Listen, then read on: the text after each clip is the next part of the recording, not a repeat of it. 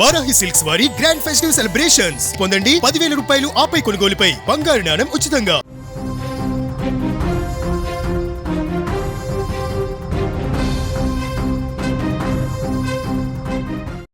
నిజామాబాద్ జిల్లాలో సంచలనం సృష్టించిన భర్త మరణం కేసులో ఊహించని మలుపు. డబ్బు మీద ఆశ, ప్రియుడితో జలసాలు చేయాలన్న కోరికతో నిండు ప్రాణాన్ని బలిదీసేసుకున్నారు. తన భర్త పేరు మీద ఉన్న 2 కోట్ల రూపాయల ఇన్సూరెన్స్ పాలసీ కొట్టేయాలని భార్య మాస్టర్ ప్లాన్ ఇచ్చింది. అంటే కేవలం ప్రియుడితో జలసా చేయడం కోసమే, ప్రియుడితో అడ్డు తొలగించుకోవడం కోసమే భర్తను చంపేసింది అని అనుకున్నాం. కానీ ఈరోజు వచ్చినటువంటి ఒక కొత్త ట్విస్ట్, ఒక కొత్త మలుపు ఏంటంటే, భర్తని చంపటానికి కారణం అతడి పేరు మీద ఉన్నటువంటి 2 కోట్ల రూపాయల ఇన్సూరెన్స్. అతన్ని చంపేస్తే, భర్త చనిపోతే ఆ 2 కోట్ల రూపాయలు వస్తాయి, ప్రియుడితో ఎంచక్కా ఎంజాయ్ చేయొచ్చు, నాకు ప్రియుడు ఉంటాడు, 2 కోట్ల రూపాయలు డబ్బు ఉంటుంది కాబట్టి నా లైఫ్ ఇంకా హ్యాపీ అనుకున్నది. అందుకే ప్లాన్ అమలు చేసింది.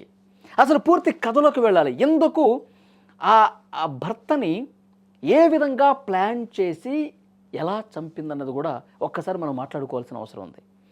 ఈమె నిజామాబాద్లో ఒక ప్రైవేటు పాఠశాలలో నాన్ టీచింగ్ స్టాఫ్గా పనిచేస్తుంది. అదే పాఠశాలలో పీఈటీగా చేస్తూ ఉన్నాడు దిలీప్ అనేటువంటి వ్యక్తి. మీరు ఫోటోల్లో చూస్తున్నారు భార్యాభర్తలు. మీకు కనిపించే ఫోటోలు భార్యాభర్తల ఫోటోలే. రమేష్ అలాగే సౌమ్య, వీళ్ళిద్దరూ ఎంత అన్యోన్యంగా, ఈ ఫోటోలు చూసిన వాళ్ళందరూ కూడా ఎంత సంతోషంగా చిలకా గోరింకలాగా ఉన్నారు, ఎంతో ఆనందంగా గడుపుతూ ఉన్నారు. ఈ ఫోటో చూసిన వాళ్ళందరూ కూడా అన్యోన్యంగా ఉన్నారు అని చెప్పి ఎవరైనా భావిస్తారు. కానీ మీరు స్క్రీన్ మీద చూస్తున్నటువంటి ఆ మహిళ మెదడులో ఎలాంటి ఆలోచన ఉందో ఆ భర్త పసిగట్టలేకపోయాడు. చాలా దారుణంగా ఆలోచన చేసింది. పాఠశాలలో పీఈటీగా పనిచేసినటువంటి దిలీప్తో అక్రమ సంబంధం పెట్టుకొని, ఈ వ్యవహారం తెలిసింది 2 నెలల క్రితమే.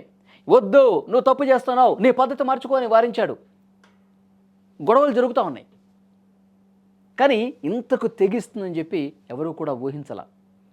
నాకు అడ్డొస్తున్నాడు, నా ప్రియుడితో జలసాలు చేయడానికి నా సుఖానికి అడ్డొస్తున్నాడు అని భావించింది.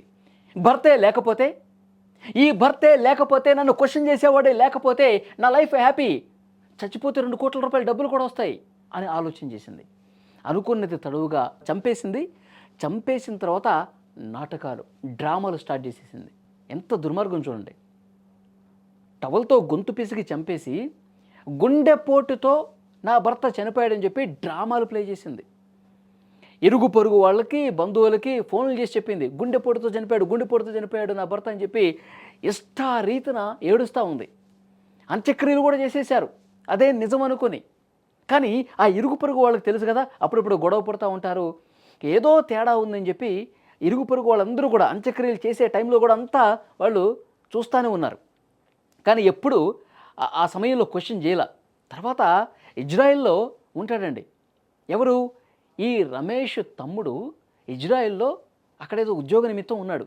వీళ్ళు అక్కడికి ఫోన్ చేశారు. ఫోన్ చేసి, మీ అన్న చనిపోయాడు కదా, మాకెందుకు అనుమానం ఉంది, గొంతు దగ్గర కొన్ని గాయాలు కనిపిస్తూ ఉన్నాయి, నువ్వు ఒకసారి పోలీసులతో ఇన్వెస్టిగేషన్ చేయించని చెప్పి ఇక్కడ ఇంటి పక్కన ఉన్న వాళ్ళు అతనికి చెప్తే, అతను వెంటనే పోలీసులకి ఇన్ఫర్మేషన్ ఇచ్చి, నాకు అనుమానం ఉంది, మీరు పోస్ట్మార్టం సరిగా చేయండి అని చెప్పి అతను రిక్వెస్ట్ పెట్టుకున్నాడు. వెంటనే పూడ్చిపెట్టినటువంటి ఆ శవాన్ని కూడా తీసి పోస్ట్మార్టం చేస్తే నిజం బయటపడింది. అతన్ని చాలా దారుణంగా గొంతుకి టవల్ ఇచ్చి బిగించేసి చంపేశారు, ఊపిరాడకుండా చేసి చనిపోయాడు, మర్డర్ చేశారని చెప్పి క్లియర్గా పోలీసుల ఇన్వెస్టిగేషన్లో కూడా బయటపడింది. యాక్చువల్గా 2 నెలల క్రితమే ఈ మహాతల్లి చంపే ప్లాన్ చేసింది, అది బెడిసికొట్టింది. ఎట్లా అంటే, ఇతను రోడ్డు మీద వెళ్తూ ఉన్నాడు, బైక్ మీద డ్రైవ్ చేసుకుంటూ పోతున్నాడు. ప్రియుడు దిలీప్ ఉన్నాడు కదా, వెనక నుంచి ఒక్కసారి బలంగా గుద్దేశాడు. అయితే కొద్దిలో మిస్ అయింది, చిన్న గాయాలతో ఆ రోజు అతను బయటపడ్డాడు.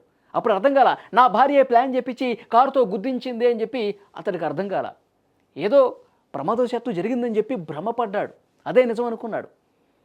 ఈ తర్వాత ఈ మహాతల్లి ఏం చేసింది, అరే మన ప్లాన్ బెడిసి కొట్టిందని చెప్పి తన చేతుకున్నటువంటి ఉంగరాన్ని కూడా అమ్మేసి 35,000 రూపాయలు, కరెక్ట్గా పర్ఫెక్ట్గా మర్డర్లు చేసే సుపారీ గ్యాంగులు ఉంటాయి కదా, వాళ్ళకి 35,000 రూపాయలు ఇచ్చి, పలానా రోజున నేను నా భర్తకి నిద్ర మాత్రలో కలిపినటువంటి మంచినీళ్ళు తాగిస్తాను, నిద్రలో జారుకుంటాడు, వచ్చి చంపాడని చెప్పి ప్లాన్ బిగించింది. ఆ రోజు రానే వచ్చింది. సుపారీ గ్యాంగ్కి 35,000 రూపాయలు ముందే ఇచ్చేసింది. ఇతన్ని నిద్ర మాత్రలు మంచినీళ్ళు ఇచ్చి పడుకోబెట్టిన తర్వాత అతను నిద్రలోకి వెళ్ళిపోయిన తర్వాత ఫోన్ చేసింది సుపారీ గ్యాంగ్కి. వాళ్ళు లిఫ్ట్ చేయాల. ముగ్గురున్నారు వాళ్ళు. ఇంకొక నెంబర్కి ఫోన్ చేసింది, వాళ్ళు లిఫ్ట్ చేయాల. ఈ సుపారీ గ్యాంగ్ లిఫ్ట్ చేయకపోతే వెంటనే ప్రియుడు మళ్ళీ దిలీప్కి ఫోన్ చేసింది. నువ్వు ఎలాగైనా రా, వాళ్ళు మనం 35,000 రూపాయలు ఇచ్చాం, మరి వాళ్ళు మోసం చేశారు, ఏం చేశారో తెలియదు, నా ఫోన్ అయితే లిఫ్ట్ చేయట్లేదు, ఇదే కరెక్ట్ టైం, నేను నిద్ర మాత్రలు ఇచ్చి పడుకోబెట్టేశాను, నువ్వు వెంటనే ఇంటికి రా, చంపేసాయి అని చెప్పి ఈ మహాతల్లి ఎంత గొప్పగా నటిస్తుంది చూడండి. మీరు ఫోన్లు చూస్తే నాకు ఇంతటి గొప్ప భర్త ఈ జన్మలో దొరికినందుకు ఎంతో అదృష్టవంతురాలని అన్నట్టుగా ఆ ఫోటోల్లో ఫోజులు కనిపిస్తూ ఉన్నాయి. ఎంతో సంతోషంగా నటిస్తోంది, డ్రామాలు ఆడుతున్నట్టుగా ఇక్కడ క్లియర్గా కనిపిస్తోంది.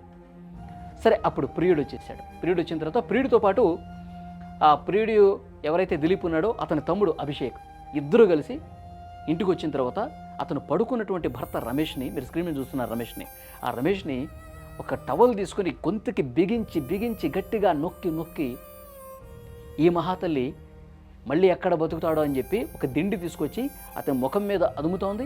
వీళ్ళేమో గొంతుకు బిగించేశారు. చనిపోయాడు భర్త రమేష్. వీళ్ళు చేసినటువంటి నిర్వాకానికి, దారుణమైనటువంటి పరిస్థితికి ఆ నిద్రలో అదే విధంగా అతని గుండె ఆగిపోయింది, ప్రాణాలు పోయాయి. వాళ్ళని పంపించేసేసి ఇక ఏడుపులు శోకాలు ప్రారంభించింది. Acting start. మహానటిని దించేసింది. ఏమైందని చెప్పి ఇరుగు పొరుగు వాళ్ళు వస్తే ఇక్కడ ఉన్నట్టుండి ఒక్కసారిగా గుండెపోటు అని చెప్పేసి అన్నాడు. కొలాప్స్ అయిపోయాడు. నేను ఎంత లేపినా లేవట్లేదు అని చెప్పి ఏడుస్తూ శోకాలు పెడుతూ ఆసుపత్రికి తీసుకెళ్దామని చెప్పి ఈ నానా హంగామా హడావుడి చేస్తోంది. అందరూ ఇదే నిజం అనుకున్నారు.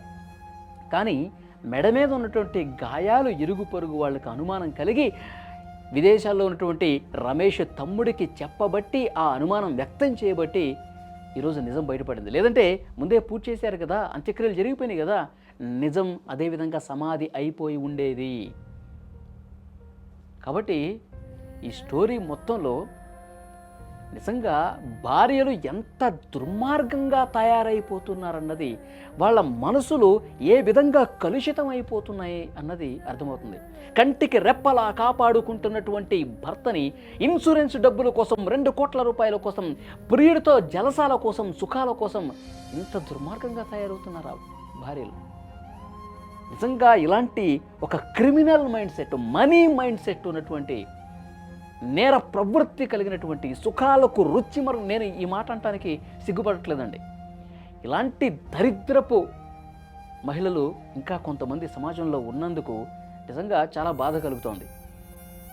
ఎంతో అపురూపంగా చూసుకుంటున్నటువంటి ఆ భర్తని, నీకు ఒక మంచి జీవితం ఇద్దామన్న పరిస్థితుల్లో ఉన్నటువంటి ఆ భర్తని ఈ లోకం నుంచే పంపించాలన్న ఆలోచన చేసింది కదా. ఏం చేయాలి ఇలాంటి మహిళల్ని? ఒకళ్ళ ఇద్దరా? మనం గత కొన్ని రోజులుగా చూస్తున్నాం, ఇలాంటి కేసులు ఎక్కువైపోతున్నాయి. ఇలాంటి మహిళల్ని ఏం చేయాలో చెప్పండి. ఇలాంటి మహిళల్ని అసలు ఇలాంటి భర్తను చంపాలి అన్న ఆలోచన రావాలంటే భయపడే విధంగా కఠినటువంటి శిక్షలు వేయాల్సిన అవసరం ఉందండి. మీరేమంటారో తప్పకుండా ఈ స్టోరీ విన్న తర్వాత మీ స్పందనని కామెంట్ బాక్స్లో తెలియజేయండి.